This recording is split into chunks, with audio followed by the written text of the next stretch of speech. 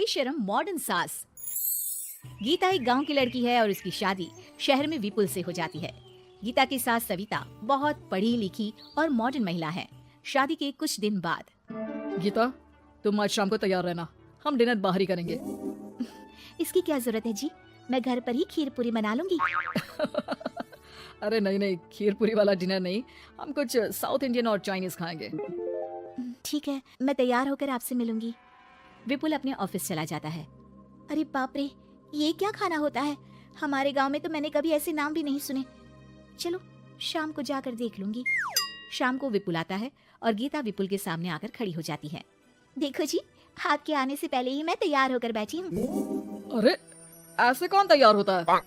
क्या हुआ जी, मैंने लाल रंग की अच्छी सी साड़ी तो पहनी है, इसमें क्या कमी है? ये सारे बाल तुमने सिंदूर से रंग लिए हैं और इतनी मांग क्यों भरी है? अरे आईने में जाकर अपने होंठ देखो, कैसी लिपस्टिक लगाई है, और ये कपड़े देखो अपने, जाओ जाकर बदल कर आओ। हाँ, तो क्या पहन कर आऊं? जो मर्जी पहन लो, वैसे भी अब मैं कहीं नहीं जा रहा, बना लो यहीं पर खाना। दोनों खाना खाकर सो जाते हैं। अगली सुबह विपुल, कल तुम कहीं बाहर जाने वाले थे ना? हाँ, जाने वाला तो था, लेकिन मॉम आपने भी पता नहीं किस गंवार को मेरे साथ बांध दिया है। गुप्ता जी ने बोला था कि बहुत बढ़िया लड़की है, लेकिन ये तो मरा हुआ सांप गले में लटका लिया है। मॉम, मैं मेरे दोस्तों के सामने भी इसे नहीं ले जा सकता, क्योंकि अगर किसी ने इसे देख लिया तो मैं दोबारा मुंह दिखाने के लायक नहीं रहूंगा। ए जी, क्या मैं इतनी बुरी हूँ? पहले तो अपना नाम देखो कि क्या नाम है। इतना ओल्ड नेम, गीता। तो नाम तो बदला भी जा सकता है। मैं तो तुझे ही बदलना चाहती हूँ, मेरा बस चले तो तुझे आज ही बदल दूं। माँ जी, आप ऐसा क्यों कह रही हो?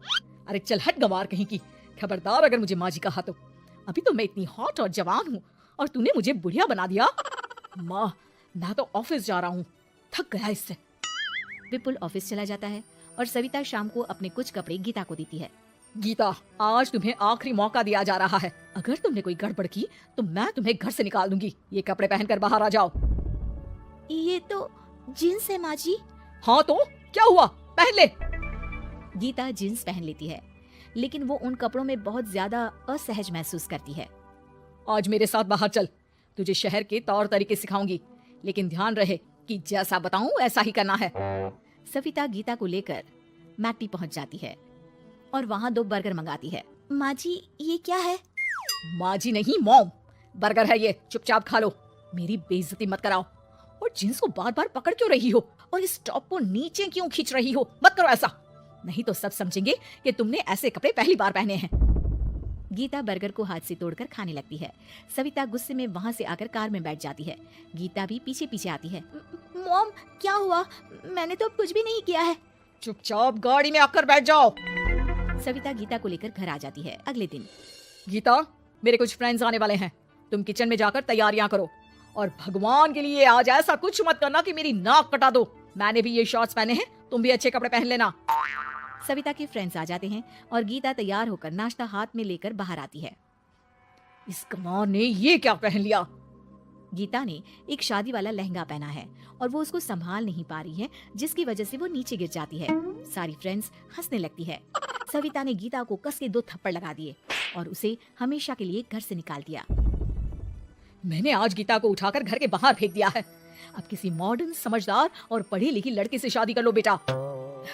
यस मॉम, आपने आज सच में बहुत ही अच्छी खबर सुनाई है।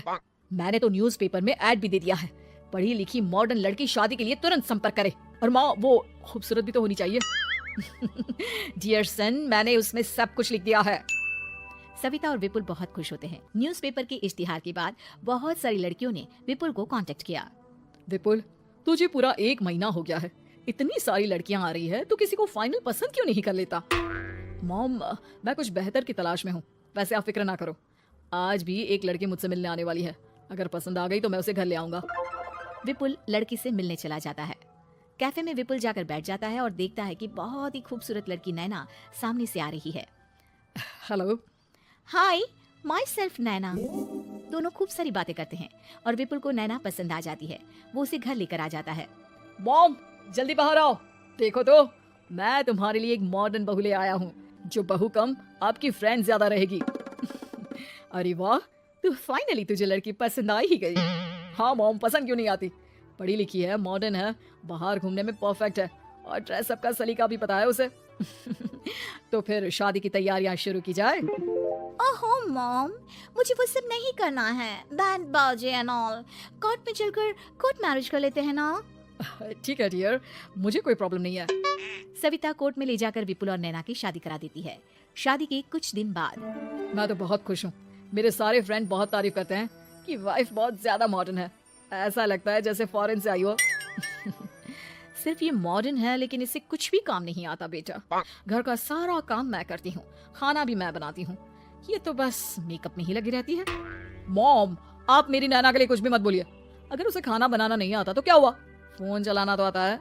वो स्विगी जोमेटो से खाना ऑर्डर करके भी तो मंगा सकती है। अभी तो बहू को आए 4 दिन भी नहीं हुए हैं और तू है कि उस माता जी के गुणगान गा रहा है जैसे कि मैं तो कुछ हूं ही नहीं। तभी नैना वहां आ जाती है। मुझे आज अपने घर जाना है। तो मैं तुम्हारे साथ चलूं क्या? नहीं, मैं खुद कार लेकर चली जाऊंगी। नैना बेटा, मैं सोच रही थी कि हम भी तुम्हारे पेरेंट्स से मिल लेते हैं, क्योंकि आज तक हम मिले ही नहीं है। मॉम, मेरे पेरेंट्स से तो आप पहले ही मिल चुके हो। हम कब मिले? मैं गीता हूँ। क्या क्या? तुम गीता कैसे हो सकती हो? जब माँ ने मुझे इस घर से बाहर निकाल दिया था तो मैंने अपनी सारी सेविंग्स को खुद की लर्निंग और मेकओवर पर खर्च कर दी और वापस इस घर में आ गई। आज मेरी आंखें शर्म से झुक रही है। मुझे माफ कर दो। मुझे तुम्हारे साथ वो व्यवहार नहीं करना चाहिए था। मुझे भी माफ कर दो बेटा। सविता और विपुल अपनी गलती को सुधार लेते हैं और अब गीता को बहुत अच्छे से रखते हैं।